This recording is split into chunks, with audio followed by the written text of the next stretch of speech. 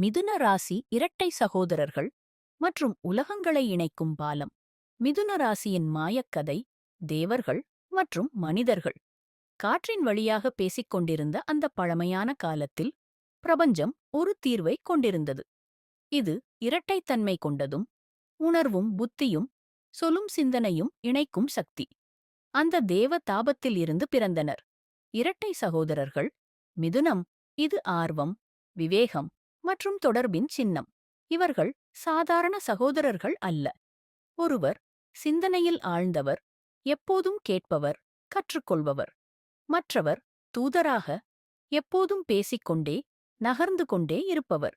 இருவரும் சேர்ந்தால் அது அறிவும் வெளிப்பாடும் சேர்ந்த ஒரே சக்தி. புதன் பகவான் இவர்களின் ஆட்சி கிரகம்.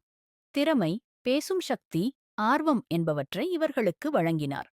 தேவர்கள் இவர்களை மனிதர்களுக்கும் தெய்வீக உலகத்துக்கும் இடையிலான வாசலின் காவலர்கள் என நியமித்தனர். ஒருமுறை ஒரு முனிவர் இவர்களிடம் கேட்டார், நீங்கள் உண்மையில் எதைத் தேடுகிறீர்கள்? அவர்கள் பதிலளித்தனர், நாங்கள் புரிதலை நாடுகிறோம். ஒவ்வொரு கதை, ஒவ்வொரு குரல், ஒவ்வொரு கேள்வியிலும் ஒரு உண்மை ஒளி ஒலிக்கிறது.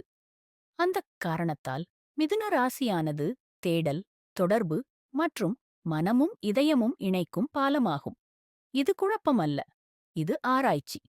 இது எதிர்மறைகளுக்கிடையில் நடக்கும் உணர்ச்சி மற்றும் அறிவின் நடனம். மிதுன ராசியின் பரம்பொருள். பஞ்சபூதம். காற்று. வேகமானது, மாற்றமுள்ளது, புத்திசாலித்தனம். ஆட்சி கிரகம். புதன். அறிவு, பேச்சு, ஆர்வம். நட்சத்திரங்கள். மிருகசீரிடம், தேடல். ஆருத்ரா, மாற்றம். புனர்பூஷம், ஒளிக்குத் திரும்புதல். தெய்வீக வடிவம். இரட்டை சக்திகள், அறிவும் தொடர்பும். நன்றி, வணக்கம். வீடியோவை பார்த்ததற்கு நன்றி. பிடித்திருந்தால் லைக் செய்யவும், சப்ஸ்கிரைப் செய்யவும், புதிய வீடியோக்கள் வரும்போது தெரிந்து கொள்ள பெல் ஐகானை அழுத்தவும். அடுத்த வீடியோவில் சந்திப்போம்.